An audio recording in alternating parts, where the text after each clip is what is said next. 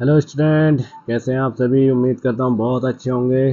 तो स्टूडेंट, आज मैं आपके सामने बहुत ही प्यारा सा क्वेश्चन लेकर आया हूँ केमिकल काइनेटिक्स का। और इस तरीके के क्वेश्चन हमें देखने को मिलते हैं बहुत सारे, लेकिन हम आसानी से सॉल्व नहीं कर पाते क्योंकि हमें कॉन्सेप्ट नहीं पता होता है।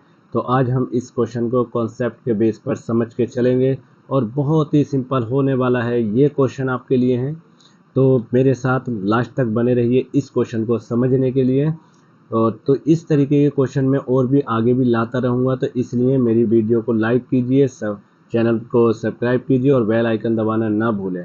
और ज़्यादा से ज़्यादा अपने फ्रेंडों में शेयर कीजिए, क्योंकि आपकी एक सपोर्ट से, एक लाइक से हमारा चैनल और ग्रो करेगा। ठीक है, तो चलिए हम स्टार्ट करते हैं। हम अपना पहला क्वेश्चन, इसमें देखो इसका सॉल्यूशन जब हम करते हैं तो हमें सबसे पहले यहाँ पे स्टार्ट करना, देखो ये होता है बेग नियम।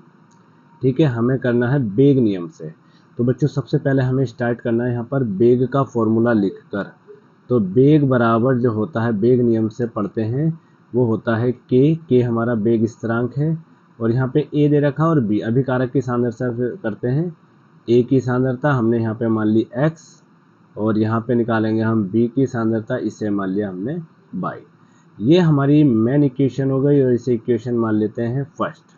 ठीक है, हमें जो फाइंड करना है यहाँ पर x और y की वैल्यू फाइंड करना। ठीक है, x और y की वैल्यू फाइंड करना। तो स्टूडेंट ऐसा करना पड़ेगा कि अगर आपने फर्स्ट और सेकंड इक्वेशन ली है तो उसके बेस पे करेंगे, या b को लेकर चल रहे हैं तो b को, एक को कांस्टेंट मान के करना पड़ेगा आपको। अगर मैं यहाँ पर बात करूँगा कि फर्स्ट और सेकंड इक्वेशन को लेकर चल रहे हैं, तो यहाँ पर भी मैं भी यहाँ पे भी क्या करूँगा, फर्स्ट और सेकंड को लेकर चलेंगे। ठीक है, यहाँ पे ये 0.0 दे रखा हुआ है। तो देखिए यहाँ पे क्या करना है, सबसे पहले हम इनकी समीकरण बनाएंगे। जो हमारे ये सारी चीज़ें दे रखी हैं तो इनकी हमें समीकरण बनानी है। ठीक है, जो ये हमें आंकड़े दे रखे हैं। ठीक है, तो देखिए सबसे पहले मैं पहली समीकरण को बनाऊंगा। तो बेग के लिए देखो, इस पहले नंबर वाले जो हमने प्रयोग किया, पहला नंबर वाला जो प्राप्त किया है उसका देखना है। ठीक है, तो उसका देखेंगे तो देखो बेग क्या है, बेग की वैल्यू है हमारी 6.0।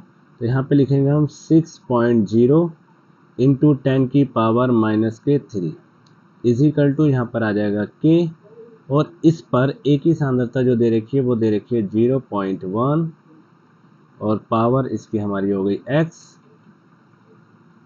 b की पावर कितनी दे रखी है, b की पावर दे रखी है 1, यहाँ पे 1 दे रखी है, तो इसकी पावर भी कितनी हो गई, y हो गई। ठीक है, ये हमारी इक्वेशन मान लेते हैं सेकंड। अब इसी तरीके से हमें इक्वेशन बनानी है, अच्छा इसमें चलिए कोई दिक्कत नहीं है, हम इक्वेशन बनाते हैं सेकंड इक्वेशन बनाते हैं। तो बेग देखिए कितना है, बेग दे रखा है 2.4 इंटू 10 की पावर -2 इजिकल टू के। और यहाँ पर आ जाएगा 0.4, मतलब ए की सांद्रता जो देखो 0.4 आ गई, पावर कितनी हो गई x, और यहाँ पर आ गई 0.1 और इसकी पावर हो गई y। इसे इक्वेशन मान लेते हैं थर्ड। ठीक है, उसके बाद में हम तीसरे एक्सपेरिमेंट से देखेंगे। तो तीसरे एक्सपेरिमेंट से देखा तो हमने देखा कि बेग आया हमारा 5.4 इंटू 10 की पावर -2 इजिकल टू के। और यहाँ पर आ जाएगा 0.1, इसकी पावर x आ जाएगा, और यहाँ पर आ जाएगा 0.3 की पावर यहाँ पे हो जाएगा y। और ये इक्वेशन हो जाएगी हमारी 4। ठीक है, अब यहाँ से हमें देखो x और y की वैल्यू फाइंड करनी है। तो जैसे हम मैथ में गुणनखंड करते थे उसी तरीके से हमें यहाँ पर इसको सॉल्व करना है। तो देखो अगर मैं बात करूँगा यहाँ पर, तो इसमें देखिए y 0.1 है, y 0.1 है, तो हमें एक को कांस्टेंट मानना पड़ेगा। इसे हम कट कर सकते हैं। तो हम यहाँ पर लिखेंगे कि 3 को जो डिवाइड करना है, ठीक है, समीकरण 3 को भाग करना है 2 से। ठीक है, समीकरण 3 को भाग करना है 2 से। तो देखिए कितना आसान होने वाला है बच्चों। अब ये इस तरीके के क्वेश्चन हमें देखने को मिल जाते हैं, लेकिन हमारे लिए ये बहुत ही आसान होने वाला है। अब ये 2.4, ठीक है, ये हमारा यहाँ पे आ जाएगा।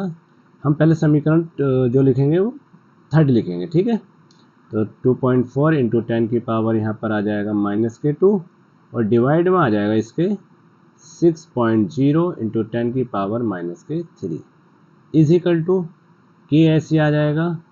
और सांद्रता दे रखिए 0.4 की पावर x और यहाँ पे दे रखा है 0.1 की पावर y और डिवाइड में आ जाएगा हमारा, डिवाइड में आ जाएगा वो स्टूडेंट यहाँ पर k 0.1 की पावर x, यहाँ पे भी आ जाएगा 0.1 की पावर y। ये दोनों सेम है तो यहाँ से ये कट हो जाएगा, k से k कट हो जाएगा, पॉइंट से पॉइंट कट हो जाएगा। तो स्टूडेंट देखो क्या बनकर आया यहाँ पर, यहाँ पर देखो हमारे पास जो वैल्यू आई वो आया हमारे पास 24 इंटू 10 की पावर -2। ये माइनस का 3 है, ऊपर जाके प्लस का हो जाएगा, यहाँ पर प्लस का 3 हो जाएगा, डिवाइड में हमारा 60 आ जाएगा और यहाँ पे बचेगा हमारे पास 0.4 और नीचे बचा हमारे पास 0.1 और दोनों का पावर जो है वो सेम है, वो पावर लिख देते हैं x। देखो यहाँ पर हमारा क्या है, पावर एक बचेगा 10, तो 10 की 24 से मल्टीप्लाई करेंगे तो ये आ जाएगा 24 डिवाइड में कितना आ जाएगा 60 और डिवाइड में यहाँ पर आ जाएगा 4। ठीक है, पॉइंट से पॉइंट कैंसिल करा, 1 से डिवाइड करेंगे तो 4 की पावर आ गया यहाँ पर x, इसे डिवाइड करेंगे तो 6 4 यहाँ पर भी आ गया, यहाँ पे भी 4 आ गया तो 4 की पावर 1 और यहाँ पे 4 की पावर यहाँ पर आ गया x।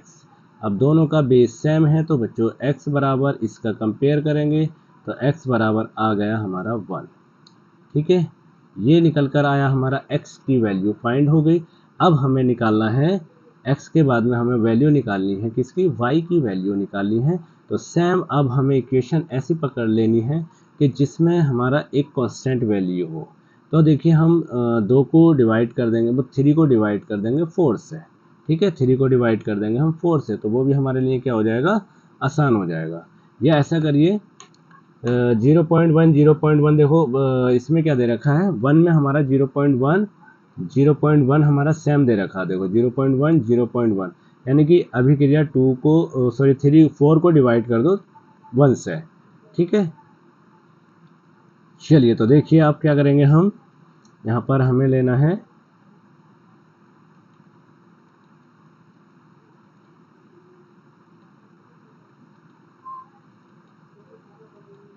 ठीक है, अब लेना है हमें y। तो देखिए हमारे पास जो क्वेश्चन, हमारी जो वैल्यू है, हमें डिवाइड करना है इक्वेशन, समीकरण 4 को डिवाइड करना है समीकरण 2 से। ठीक है, ये हमें डिवाइड करना है, समीकरण 4 को डिवाइड करना है समीकरण। तो 4 थी हमारी 5.4 इंटू 10 की पावर कितना था, देख लेते हैं 10 की पावर कितना था, -2। ठीक है, 10 की पावर आ गया हमारे पास -2 और डिवाइड में आ जाएगा 6.0 इंटू 10 की पावर -2 और यहाँ पर आ जाएगा k। ठीक है, अब इसकी वैल्यू बनाना है हमें। देखो इसकी वैल्यू क्या आ जाएगी, यहाँ पर 0.1 की पावर x और यहाँ पर आएगा, देख लेते हैं एक बार क्या था यहाँ पर। देखिए यहाँ पर क्या था, 0.1 है, 0.1 है, इसका मतलब 0.3 एंड 0.1। ठीक है, ये करना है हमें। तो देखिए यहाँ पर आ जाएगा 0.1 और यहाँ पर है 0.3 की पावर y अपॉन में क्या आ जाएगा, देखो 6 का है k 0.1 की पावर x और यहाँ पे भी दे रखा है 0.1 की पावर y। यहाँ से ये पूरा टर्म्स कैंसिल, पावर से पावर कैंसिल, पॉइंट से पॉइंट कैंसिल, यहाँ पर आ गया 54, डिवाइड में आ गया 60 और इधर आ जाएगा 0.3, डिवाइड में आ गया 0.1 की पावर y। ठीक है, पॉइंट से पॉइंट कैंसिल, 1 से डिवाइड हो जाएगा। तो देखिए अब इसे क्या करते हैं, हम इसे डिवाइड करते हैं बच्चों। तो ये क्या हो जाएगा, अगर हम 6 से करें, 6 से करेंगे तो 6 9 जा 54 और यहाँ पे 6 10 जा, ठीक है, तो ये आ जाएगा 9/10 इजिकल टू यहाँ पर आ जाएगा 3 की पावर y।